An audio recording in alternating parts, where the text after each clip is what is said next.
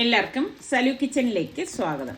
അപ്പം നമ്മുടെ സനമോള ബർത്ത്ഡേ 26-ാം തീയതിയല്ലേ. അപ്പം എന്തെങ്കിലും പലഹാരമൊക്കെ ഉണ്ടാക്കണമെങ്കിൽ എൻ്റെ കയ്യിൽ മാവൊന്നും ഇരിപ്പില്ല കേട്ടോ. മാവൊക്കെ തീർന്നു പോയായിരുന്നു. അപ്പം എല്ലാവരും എൻ്റെ അടുത്ത് ചോദിക്കും, മാവ് വാങ്ങിക്കുന്നതാണോ അതേ പൊടിപ്പിക്കുന്നതാണോ എന്ന്. ഇതാ ഈ ടൈപ്പ് പച്ചരി ഉണ്ടല്ലോ, നല്ല പച്ചരി നോക്കി വാങ്ങിക്കണം. എങ്കിൽ മാത്രമേ നമ്മൾ ഈ പലഹാരമൊക്കെ ഉണ്ടാക്കുമ്പോൾ നല്ല വെള്ള കളർ കിട്ടത്തുള്ളൂ. അപ്പോൾ കഴിഞ്ഞ പ്രാവശ്യം ഞാൻ വാങ്ങിച്ച പച്ചരി അത്ര പോരായിരുന്നു കേട്ടോ. അപ്പോൾ അതുകൊണ്ട് തന്നെ നമ്മൾ ഇടിയപ്പം പത്തിരിയൊക്കെ ഉണ്ടാക്കുമ്പോഴേക്ക് കുറച്ച് കളർ വ്യത്യാസം വരും. പക്ഷേ ഇതിപ്പം നല്ല പച്ചരിയാണെന്ന് കാണുമ്പോൾ തന്നെ അറിയാം. അപ്പം കുറച്ചധികം പച്ചരി ഞാൻ എപ്പോഴും ഇങ്ങനെയാണ് കേട്ടോ, നന്നായിട്ടൊന്ന് കഴുകിയിട്ട് കുതിരാൻ വെച്ച ശേഷം പൊടിപ്പിച്ചെടുക്കുകയാണ് ചെയ്യുന്നത്. അപ്പം നിങ്ങളൊക്കെ എങ്ങനെയാണ് പച്ചരിപ്പൊടി വെച്ചിട്ടാണോ ചെയ്യണത്? ചിലർ എനിക്കൊന്ന് പുഴുക്കലരിയും കൊണ്ടും ഇതുപോലെ പലഹാരങ്ങളൊക്കെ ഉണ്ടാക്കാറുണ്ടല്ലോ. പക്ഷെ നമ്മുടെ നാട്ടിലൊക്കെ ആണെങ്കിൽ പച്ചരിയാണ് കൂടുതൽ ഇങ്ങനെ പലഹാരം ഉണ്ടാക്കാനായിട്ടൊക്കെ എടുക്കുന്നത് കേട്ടോ. അപ്പം ഇതുപോലത്തെ പച്ചരിയാണ് എടുക്കുന്നത്. ഇപ്പം ഓരോ നാട്ടിൽ ഓരോ രീതിക്കൊക്കെയാണ് ഇതുപോലെ പൊടിച്ചൊക്കെ എടുക്കുന്നത് അല്ലേ.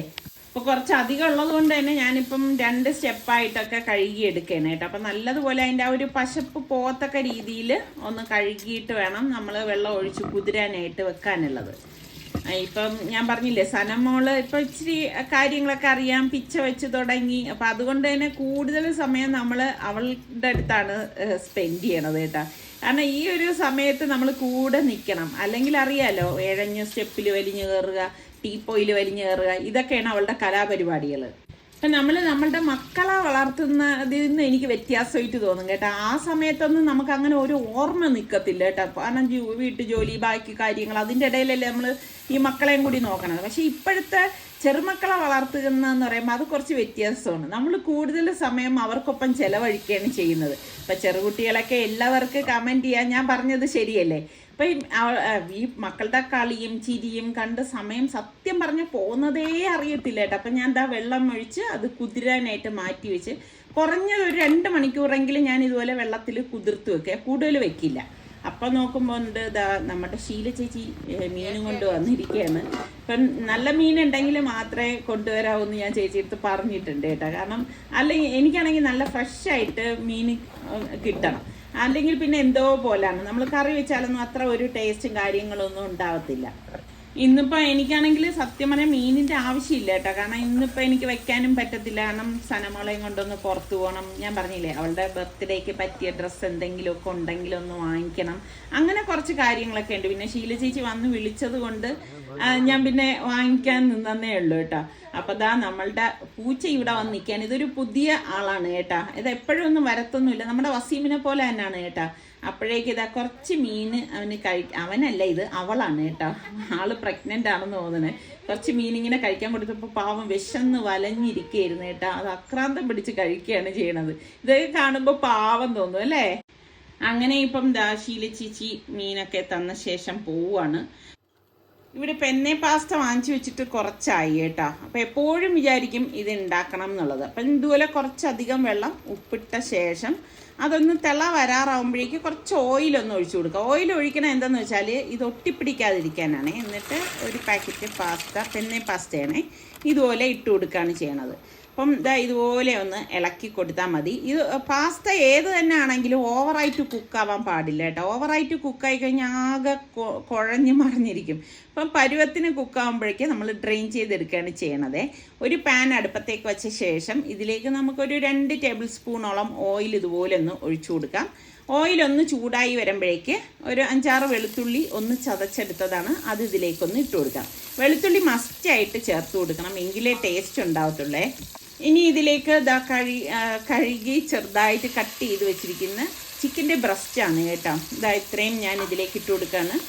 അപ്പം നിങ്ങളുടെ ആവശ്യത്തിനനുസരിച്ച് ഇട്ട് കൊടുത്താൽ മതി. പിന്നെ നിങ്ങൾ വെളിച്ചെണ്ണ ഇതിലേക്ക് ഉപയോഗിക്കരുത് കേട്ടോ, എങ്കിൽ ടേസ്റ്റ് മാറിപ്പോകും. പിന്നെ പാകത്തിനുള്ള ഉപ്പും കൂടി ഇട്ട ശേഷം നമുക്കിത് ഇതുപോലെ ഒന്ന് ഇളക്കി കൊടുക്കണം. മീഡിയം ഫ്ലെയിമിൽ വെച്ചിട്ടാണ് നമ്മളിത് ഇളക്കി എടുക്കുന്നത്. അപ്പം ചെറിയ പീസ് ആയതുകൊണ്ട് തന്നെ ഇത് പെട്ടെന്ന് വെന്ത് കിട്ടും കേട്ടോ. ഞാൻ ഇതിനു മുൻപും ഇതുപോലത്തെ റെസിപ്പി കാണിക്കുമ്പോൾ പലരും ചോദിക്കും, ഇത് വെന്ത് കിട്ടും, മൂടി വെച്ച് കൊടുക്കുകയാണേ. ഒരു 10 മിനിറ്റിന് ശേഷം അടപ്പ് മാറ്റിയിട്ട് വീണ്ടും ഒന്ന് ഇളക്കി കൊടുക്കും.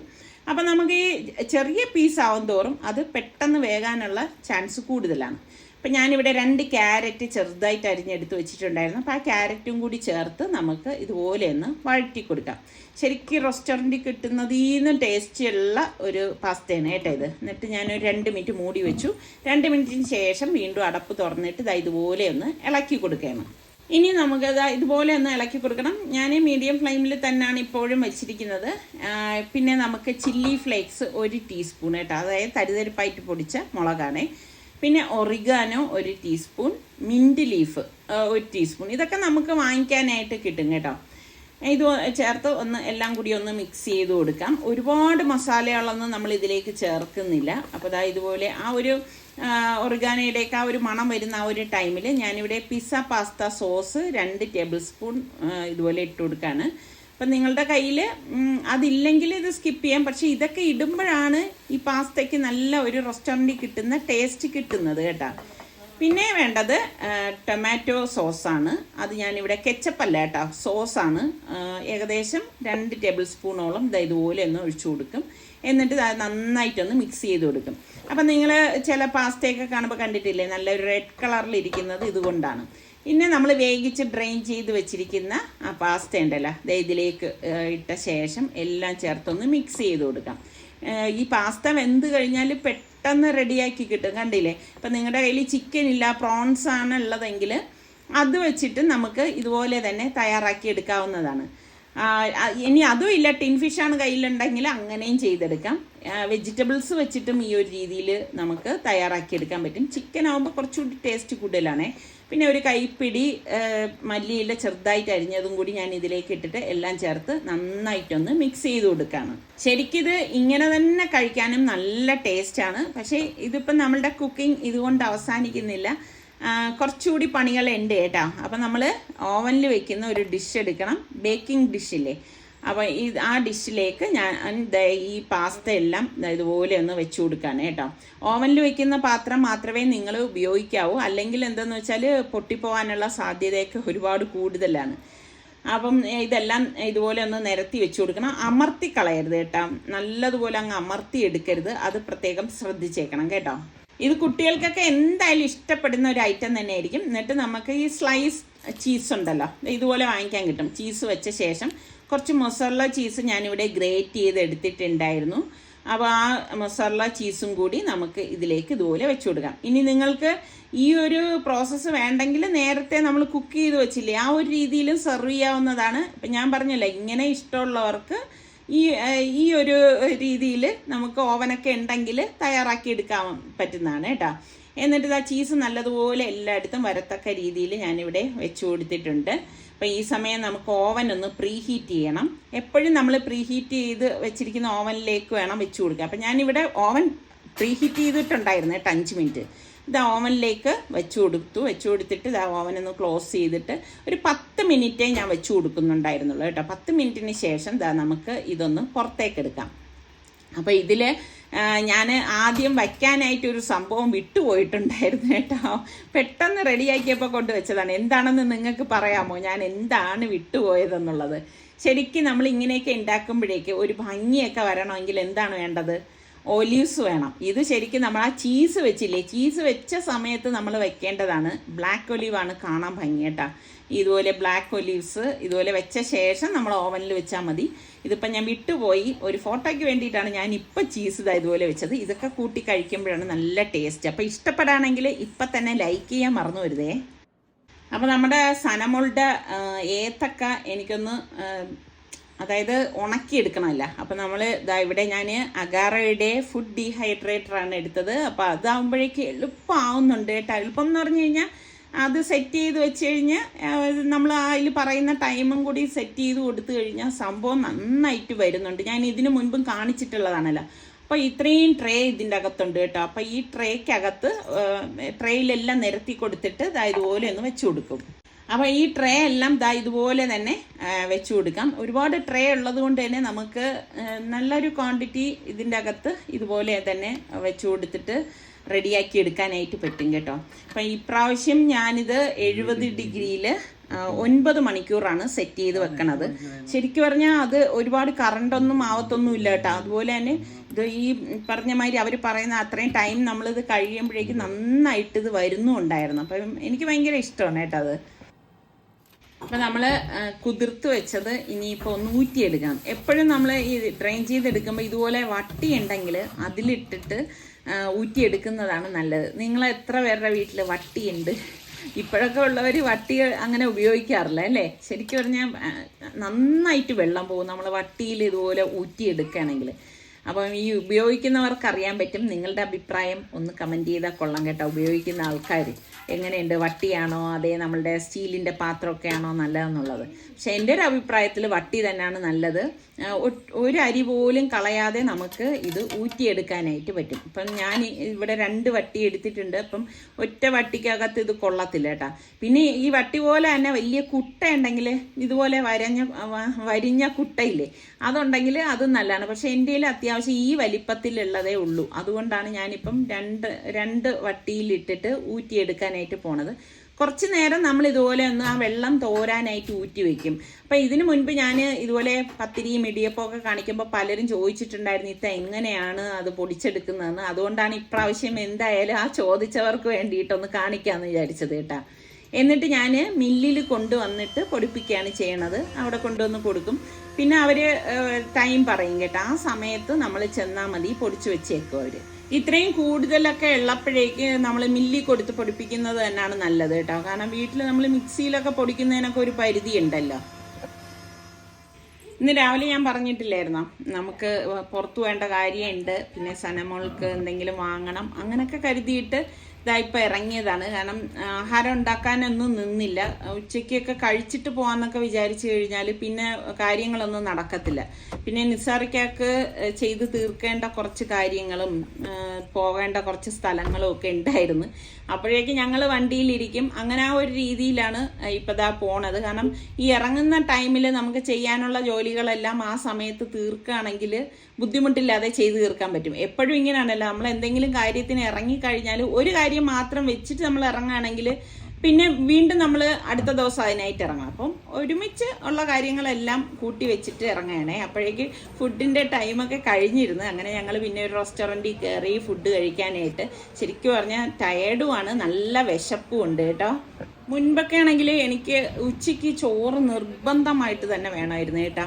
കാരണം ഒരു 3-4 മണിയാണെങ്കിലും എനിക്ക് ആ ചോറ് കിട്ടിയില്ലെങ്കിൽ ഭയങ്കര പാടാണ് ഇരുന്നത് കേട്ടോ. പക്ഷെ ഇപ്പം അങ്ങനെയൊന്നും ഇല്ല കേട്ടോ. എന്തെങ്കിലും കഴിക്കാൻ കിട്ടിയാൽ മതി എന്നുള്ള ഇതാണ്. പക്ഷെ വിശന്ന് പോയി കഴിഞ്ഞാൽ പിന്നെ നിൽക്കാൻ ഭയങ്കര ബുദ്ധിമുട്ടാണ്. പിന്നെ എനിക്ക് തലകറക്കം വരും, തലവേദന വരും.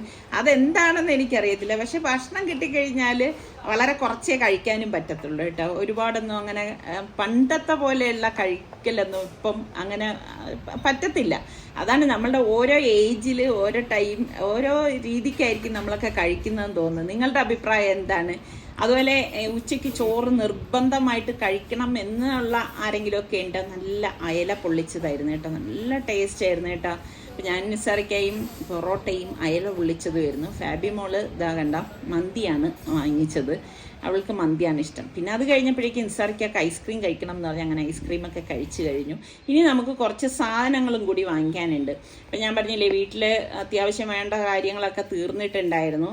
അപ്പം ഇങ്ങനെയൊക്കെ വരുമ്പോഴേക്ക് പിന്നെ ഞാൻ പറഞ്ഞില്ലേ മോളുടെ ഇതും കൂടെ വരെയല്ലേ, അപ്പോൾ കുറച്ചധികം സാധനങ്ങളൊക്കെ എനിക്ക് എടുക്കാനായിട്ടുണ്ട്. പിന്നെ നമ്മളുടെ സനമോളുടെ ബർത്ത്ഡേയുടെ ഡേറ്റ് അറിയുന്ന എത്ര പേരുണ്ട്? എനിക്ക് തോന്നുന്നത് നമ്മളുടെ വ്യൂവേഴ്സിൽ ഒരുമാതിരി എല്ലാവർക്കും അറിയാമെന്നാണ് തോന്നുന്നത് കേട്ടോ. അറിയുന്നവരൊക്കെ ഒന്ന് കമൻറ്റ് ചെയ്യും. പിന്നെ ഒരു ക്ലൂ തരാം കേട്ടോ, ഇന്ത്യ ഒട്ടേക്ക് ആഘോഷിക്കണ ഒരു ദിവസം കൂടിയാണത്. അങ്ങനെ ഇപ്പം ഇതാ അത്യാവശ്യം വേണ്ട. ഞാൻ വെജിറ്റബിൾസ് ഒക്കെ ആണെങ്കിൽ ഒരുപാട് ഓവറായിട്ട് വാങ്ങിച്ചു വയ്ക്കത്തില്ല കേട്ടോ. നമ്മൾ എപ്പോഴും ഇതുപോലെ ഇടയ്ക്കൊക്കെ പുറത്തിറങ്ങുന്നത് കൊണ്ട് തന്നെ ഇനിയിപ്പോൾ ഇവരൊന്നും ഇറങ്ങിയില്ലെങ്കിലും വെജിറ്റബിൾസൊക്കെ ഞാൻ തന്നെ പോയി വാങ്ങിച്ചിട്ട് വരികയാണ് ചെയ്യണത്. അപ്പോൾ ഒരുപാടൊക്കെ വാങ്ങിച്ച് വെച്ച് കഴിഞ്ഞാൽ ഒന്ന് അതിൻ്റെ ഫ്രഷ്നെസ് പോവും. പിന്നെ ഉള്ളതെന്ന് വെച്ചാൽ ഫ്രിഡ്ജിലിരുന്ന് ചിലപ്പോൾ അത് ചീത്തയായി പോകും നമ്മൾ കറക്റ്റിന് എടുക്കാതൊക്കെ വന്നു കഴിഞ്ഞാൽ. അതുകൊണ്ട് എപ്പോഴും നമുക്ക് അത്യാവശ്യം വേണ്ടതും സാധനങ്ങൾ മാത്രം എടുക്കുകയാണ് ഞാൻ ചെയ്യുന്നത്. പിന്നും 1-2 കാര്യങ്ങളൊക്കെ ഉണ്ടായിരുന്നു. അതെല്ലാം കഴിഞ്ഞ ശേഷം ഞാൻ നേരത്തെ പറഞ്ഞില്ലേ മോൾക്കുള്ള ഡ്രസ്സൊന്ന് നോക്കാനായിട്ട് വന്നതാണ്. അപ്പം ഇവിടെയൊക്കെ കിടക്കുന്നത് നോക്കിയിട്ട് അത്ര ഒരു ഭംഗിയായിട്ടൊന്നും തോന്നുന്നില്ല കേട്ടാ. എനിക്കും അങ്ങനെ വലിയൊരു തൃപ്തി, നമുക്ക് ചിലത് വാങ്ങിക്കുമ്പോൾ ഒരു തൃപ്തി തോന്നുമല്ലോ. അങ്ങനെ ഇങ്ങനെ ഉള്ള കാര്യങ്ങളൊക്കെ നോക്കി വലിയൊരു ഗുമ്മൊന്നും ഞാനിവിടെ കണ്ടില്ല. അപ്പം നിസാർക്ക് പറയുന്നുണ്ട് ചില ഡ്രസ്സ് എടുത്തിട്ട്, പക്ഷെ അത് നോക്കുമ്പോഴേക്കും അതിൻ്റെ സൈസ് ഈ മോളുടെ സൈസിനില്ല. ഇതെനിക്ക് നല്ല ഇഷ്ടപ്പെട്ടെ. നോക്കുമ്പോൾ സംഭവം വലുതാണ്. അവളിട്ട് കഴിയുമ്പോഴേക്ക് ഷോൾഡർ ഇങ്ങനെ ഞാന്ന് കിടക്കും കണ്ട, കാണാൻ നല്ല ഭംഗിയുണ്ടായിരുന്നു. പക്ഷെ അവൾക്ക് ഇഷ്ടപ്പെട്ടില്ല എന്ന് തോന്നുന്നു കേട്ടോ. അവളിങ്ങനെ ഞാൻ വയ്ക്കുന്നവർ അവൾ തള്ളി നീക്കുന്നുണ്ട്. അപ്പം മനസ്സിലാവുന്നുണ്ട് കൊച്ചാണെങ്കിൽ എന്തെല്ലാം കാര്യങ്ങൾ അറിയാമെന്ന് നോക്കിക്കേ. ഇത് നോക്കിയിട്ട് ഒരു കളർഫുൾ അല്ല. അപ്പം ഇവിടെ ഒന്നും എനിക്ക് അത്ര തൃപ്തികരമായിട്ടൊന്നും തോന്നിയില്ല. പിന്നെ ഇവിടെ നമ്മൾക്ക് പറ്റിയത് എന്തെങ്കിലും ഉണ്ടോ എന്നൊക്കെ കരുതിയിട്ട് ഇങ്ങനെ നോക്കിയതാണ്. അതും അവിടെ കണ്ടില്ല കേട്ടാ. മനസ്സിന് ഇണങ്ങിയത് വാങ്ങിയില്ലെങ്കിലും പ്രശ്നമുണ്ട്. അപ്പം നിസാർക്ക് ചോദിക്കേണ്ടി ഇത്രയും ഡ്രസ്സ് ഇവിടെ കിടന്നിട്ട് ഇതിലൊന്നും നിങ്ങൾക്ക് ഇഷ്ടപ്പെട്ടതില്ലേന്ന്. പക്ഷെ ഒന്നും ഇഷ്ടപ്പെട്ടത് ഉണ്ടായിരുന്നില്ല കേട്ടാ. അപ്പോൾ പിന്നെ ഒന്നും സത്യം പറഞ്ഞാൽ ഒന്നും വാങ്ങിക്കാതെയാണ് ഇപ്പം ദാ പോണത്. ഇപ്പം തന്നെ ഒത്തിരി നേരം വൈകിയായിരുന്നു കേട്ടാ. അപ്പം ഇതൊക്കെ തന്നെയാണ് നമ്മളുടെ ഇന്നത്തെ വിശേഷങ്ങൾ എന്ന് പറയുന്നത്. ഇനി വീട്ടിൽ ചെന്നിട്ട് നമ്മൾ മറ്റേ അഗാറയുടെ ഫുഡ് ഡീഹൈഡ്രേറ്ററിൽ സംഭവം ഏത്തക്ക വച്ചിരിക്കുന്നത് മറന്നുപോയില്ലല്ലോ. അപ്പം കഴിഞ്ഞ പ്രാവശ്യം നല്ല ക്രിസ്പി ആയിട്ട് വന്നിട്ടുണ്ടായിരുന്നു. അപ്പം വീട്ടിലെത്തുമ്പോഴേക്ക് കറക്റ്റ് ടൈം ആയിരിക്കും. അപ്പോൾ അതിനെ എടുത്ത് ഒന്ന് ടിന്നിലൊക്കെ ഇട്ട് വെക്കണം. അത് മാത്രമേ ഉള്ളൂ കേട്ടോ. പിന്നെ ഇനിയിപ്പോൾ പണി എന്ന് പറയുന്നത്, അപ്പം നമ്മളുടെ ചാനൽ കണ്ടുകൊണ്ടിരിക്കുന്നവരിൽ സബ്സ്ക്രൈബ് ചെയ്യാതെ കാണുന്ന ആരെങ്കിലും ഒക്കെ ഉണ്ടെങ്കിൽ നിങ്ങൾക്ക് ഇഷ്ടപ്പെടുകയാണെങ്കിൽ സബ്സ്ക്രൈബ് ചെയ്യാനോ ആ ബെല്ലൈക്കൺ പ്രസ് ചെയ്യാനോ ഒന്നും മറന്നു വരുത് കേട്ടോ. ബെല്ലൈക്കൺ പ്രസ് ചെയ്യുമ്പോഴേക്കും ഓൾ എന്നൊരു ഓപ്ഷൻ വരും. അതും കൂടി ക്ലിക്ക് ചെയ്താൽ മാത്രമേ ഞങ്ങൾ വീഡിയോസൊക്കെ പോസ്റ്റ് ചെയ്യുന്ന ടൈമിൽ നിങ്ങൾക്ക് നോട്ടിഫിക്കേഷനൊക്കെ കിട്ടത്തുള്ളൂ.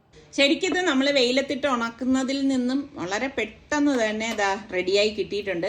കറണ്ടും ലാഭം, സമയം ലാഭം. വെയിലത്തൊക്കെ ആകുമ്പോഴേക്കും നമ്മൾ അത്രയും ടൈം ഒരു ദിവസം കൊണ്ടൊന്നും ഇതുപോലെ ഉണങ്ങി കിട്ടത്തില്ല കേട്ടോ. ഇതിപ്പോൾ നല്ല ഇതായിട്ട് വന്നിട്ടുണ്ട്. എന്തായാലും നമ്മളുടെ സനമോൾക്ക് വേണ്ടിയിട്ട് നിങ്ങളെല്ലാവരും പ്രാർത്ഥിക്കണം.